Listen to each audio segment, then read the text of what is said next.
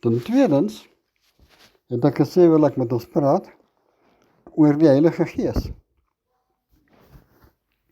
Wie en wat is die Heilige Gees? Die Heilige Gees is die Gees van Jesus Christus, wat God die Vader oor alle mense uitgesprei het en uitgestrooi het. Elke mens het dus die Heilige Gees ontvang. Wat jy daarmee doen, is jou besluit. Ons wat kinders van die almagtige God die Vader is, ons weet dat die Heilige Gees binne in ons lewe, dat toe ons gedoop is, in die naam van die Vader, die Seun en die Heilige Gees, het ons die salwing van die Heilige Gees ontvang. En ons bid elke dag, en ons vra elke dag vir God, die Vader, om ons te salf en te seën met die Heilige Gees wat binne in ons woon. Hoekom woon die Heilige Gees in ons? Die Heilige Gees lewe in ons harte. Hy lewe in ons siel en in ons gees. En wanneer Satan ons versoek, is dit die Heilige Gees wat vir ons sê, nee, moenie dit doen nie, dis verkeerd. Wanneer ons kennis nodig het, dan bid ons tot die Heilige Gees. Want die woord sê vir ons, wanneer jy wysheid nodig het, bid dit van die Heilige Gees, en jy sal dit ontvang. En ons doen dit, en ons kry dit. Wanneer ons kennis nodig het, die Here sê vir ons, my volk gaan ten gronde, weens 'n gebrek aan kennis. Ek en jy moet daarom die woord van God bestudeer, elke dag, sodat ons kennis en wysheid kan kry. Want God breek die woord vir ons oop, deur die werking van die Heilige Gees. Handelinge 1 vers 8, net voordat Jesus op die wolke opgevaar het hemel toe, het hy aan sy disippels gesê, julle sal krag kry, wanneer die Heilige Gees oor julle kom. En julle sal vir my getuies wees, in die hele Israel en die hele Judea, en tot aan die uithoeke van die aarde. Is ons dan nie ook getuies van Jesus Christus nie?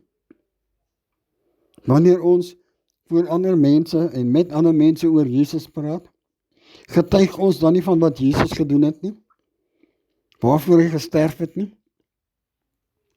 Getuig ons nie deur ons getuienisse van wat Jesus Christus vir ons gedoen het nie? Dit is nodig, dat ons hierdie getuienisse lewe, sodat die wêreld kan weet en kan hoor, dat Jesus Christus leef. Hy het opgestaan, hy het waarlik opgestaan, sy graf is leeg. Hy het opgevaar na die hemel, en 10 dae later is die Heilige Gees oor die mense gesalf. Ek en jy kan enige tyd tot God die Heilige Gees bid, vra vir kennis, vra vir wysheid, ons kan vra vir krag, en deur die werking van die Heilige Gees sal God die Vader hierdie dinge aan ons voorsien. Want die Heilige Gees lei ons op die noupad na die koninkryk van God. Daarom kan ons en wil ons nie sonder die Heilige Gees lewe nie.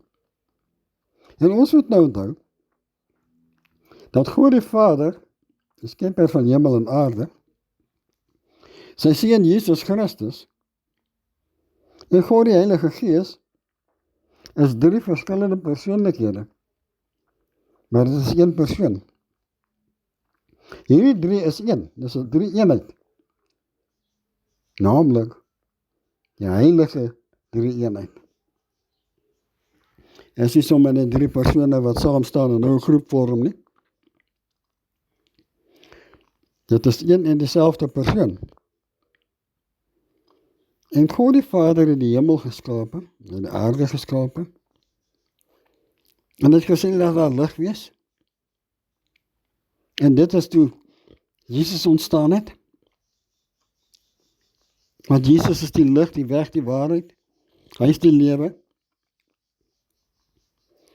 En hy het 'n Gees, die Heilige Gees, wat aan hom en aan God die Vader woon. Een en dieselfde Gees. En daardie Gees het God ook nou met my en met jou gedeel. Om ons te help. Hy is ons trooster. Wanneer iemand tot sterwe kom wat nou baie na aan ons is, dan is dit die Heilige Gees wat ons vertroos. Want wanneer 'n geliefde van jou weggeskeer word, gaan mense woorde nie regtig vir jou van enige nut wees nie. Dit gaan nie regtig vir jou vertroosting bring nie. Maar die vertroosting, wat die vertrooster, naamlik die Heilige Gees vir jou bring, dit sal jou vertroos. Dit sal vir jou laat besef, dat het God se wil was om daardie persoon te neem. En nie myne en joune nie. Want ons het nie sê in die saak nie. Ons lewens, ons eie lewens, behoort nie eers aan onsself nie. Dit behoort aan God die Skepper, wat ons geskape het. En slegs hy het die reg om ons lewens van ons af weg te neem. Daarom, wanneer jy deur iemand vermoor word, was dit altyd die doodstraf vir daardie moordenaar. Deesdae in Suid-Afrika sit hulle 2 jaar in die tronk en word hy vrygelaat. Wat nie reg is nie. Volgens die woord van God is dit nie reg nie. Maar hulle sal hulle oordeel kry wanneer hulle die dag sterf en hulle voor die koninkryk van God verskyn. Ek en jy moet sorg dat ons so lewe in samewerking met die woord en met die Heilige Gees, dat ons skoon en rein sal wees om voor God te verskyn. En dat ons op God se genade sal kan staatmaak om verlos te word en in ons ewige woning te woon, wat Jesus gegaan het om vir ons voor te bring. Is dit nie wonderlik hoe God die Skepper alles uiteengesit het nie? Hoe hy alles geskape het om in mekaar te pas nie? En Satan het gekom en het alles deur mekaar gekrap en het die mense verlei en mislei.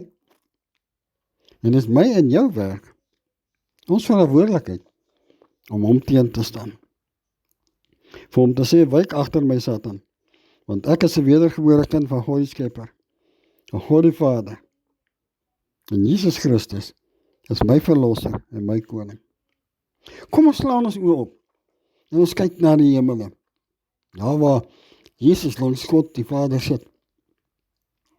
Waar hy sal kom om te oordeel. Die wat lewe en wat nog gesterf het. Ons Vader wat in die hemel is. Ons slaan nie ons oë op na u koninkryk, Here. Ons hef ons hande op met 'n verwagting. Vader, ons vra vandag, vergewe ons sondes, was ons skoon met Jesus se heilige bloed. Ons Vader, help ons, dat ons skoon en rein kan wees, dat ons waardig sal wees, om saam met u, en saam met Jesus Christus, en saam met die Heilige Gees, in die nuwe Jerusalem, te kan wees. Vader, lei ons, deur u woord, en u Heilige Gees, wat in ons woon. Ons vra dit nie vir dienste nie, maar alleen uit u liefde en u genade en u barmhartigheid in die heilige naam van Jesus Christus, ons verlosser en saligmaker. Amen. Geliefde kyker, totdat ons weer gesels, maak gereed en mooi loop tot volgende keer.